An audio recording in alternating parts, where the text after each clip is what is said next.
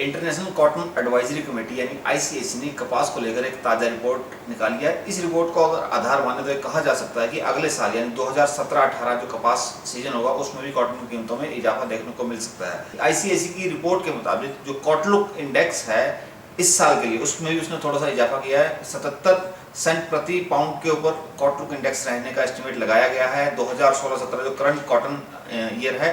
इससे पहले जो फरवरी में रिपोर्ट आई थी उसमें 75 सेंट प्रति पाउंड का इन्होंने एक अनुमान लगाया था। इसमें थोड़ी सी बढ़ोतरी करी है जो ताज़ा एस्टिमेट आया है। प्रोडक्शन को लेकर आईसीएसी का कहना है कि जो प्रोडक्शन होगा अगले सीजन में यानी 2017-18 में वो कंजम्पशन के मुकाबले कम रह सकता है। प्रोडक्शन करीब 231 लाख टन ग्लोबली होने का एस्टिमेट लगाया गया है, जबकि जो कंजम्पशन का एस्टिमेट है दुनिया भर में 2017-18 के दौरान वो करीब 243 लाख टन का है। जो ग्लोबल प्रोडक्शन बढ़ेगी उसमें इंडिया की लार्जेस्ट प्रोड्यूसर है, इंडिया की प्रोडक्शन में भी थोड़ा बहुत इजाफा होगा। आईसीएसी का मानना है कि अगले सीजन यानी 2017-18 के दौरान इंडिया का जो कॉटन प्रोडक्शन है करीब 59 लाख टन यानी 347 लाख गांठ के आसपास रह सकता है। इसके अलावा कंजम्पशन को लेकर आईसीएसी का आउटलुक हम पहले बता चुके हैं कि ग्लोबली कंजम्पशन 2017-18 के दौरान ज़्यादा रहने का एस्टिमेट है। ऐसे में जो वर्ल्ड के लार्जेस्ट कंज्यूमर हैं और लार्जेस्ट इंपोर्टर है वहाँ पर डिमांड जो है कॉटन की ज़्यादा रह सकती है। जैसे चाइना में 2017-18 के दौरान करीब 77 लाख टन कॉटन का कंजम्पशन होने का एस्टिमेट लगाया गया है। इसके अलावा बांग्लादेश और वियतनाम जो बड़े इंपोर्टर हैं, चाइना भी बड़ा इंपोर्टर है लेकिन बांग्लादेश और वियतनाम उससे बड़े इंपोर्टर बनकर उभरे हैं। कंजम्पशन को लेकर भी आईसीएसी ने अपना एस्टिमेट जो बताया हम पहले बता चुके हैं। इस साल कंजम्पशन ज़्यादा होने का एस्टिमेट है और अगले साल 2017-18 में कंजम्पशन और ज़्यादा बढ़ सकता है। आईसीएसी के मुताबिक 2017-18 के दौरान 243 लाख टन कंजम्पशन होने का एस्टिमेट है ग्लोबली, और चाइना क्योंकि लार्जेस्ट कंज्यूमर है कॉटन का वहाँ पर करीब 77 लाख टन कॉटन का कंजम्पशन होने का एस्टिमेट लगाया गया है। इसके अलावा जो बड़े इंपोर्टर हैं बांग्लादेश और वियतनाम वहाँ पे भी कंजम्पशन बढ़ सकती है।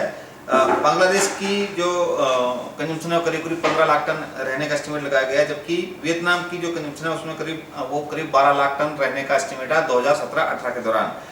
क्योंकि बांग्लादेश और वियतनाम बांग्लादेश में कॉटन का प्रोडक्शन बहुत ही कम होता है, न के बराबर होता है, और उसको अपनी कॉटन कंजम्पशन को ज़रूरत को पूरा करने के लिए इंपोर्ट के ऊपर निर्भर रहना पड़ता है, और इंपोर्ट वो ज़्यादातर इंडिया, ऑस्ट्रेलिया, यूएस जैसी कंट्री से करता है। ऐसे में बांग्लादेश का जो इंपोर्ट है वो जितना वो कंज्यूम करता है करीब उसका इंपोर्ट भी 15 लाख टन के आसपास रहने का अनुमान है, और लार्जेस्ट इंपोर्टर रह सकता है 2017-18 में। इस साल भी वो लार्जेस्ट इंपोर्टर है।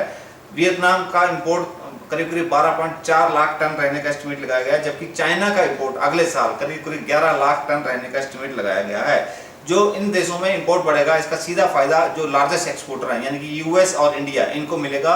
यूएस नंबर 1 एक्सपोर्टर बना रह सकता है अगले साल, और यूएस का एक्सपोर्ट करीब 29 लाख टन रहने का एस्टिमेट लगाया गया है, जबकि इंडिया सेकंड लार्जेस्ट एक्सपोर्टर, और इंडिया का एक्सपोर्ट अगले साल यानी 2017-18 के दौरान करीब 9.90 लाख टन रहने का एस्टिमेट है। ऐसे में कॉटन की जो डिमांड और सप्लाई की पूरा सिनेरियो अगर देखें आईसीएसी की इस रिपोर्ट के आधार पर हम कह सकते हैं कि अगले साल भी जो कॉटन के प्राइस हैं उनमें अपसाइड रह सकता है, क्योंकि सप्लाई साइड वीक रहेगी और डिमांड साइड काफ़ी अच्छी है, स्टॉक घटेंगे।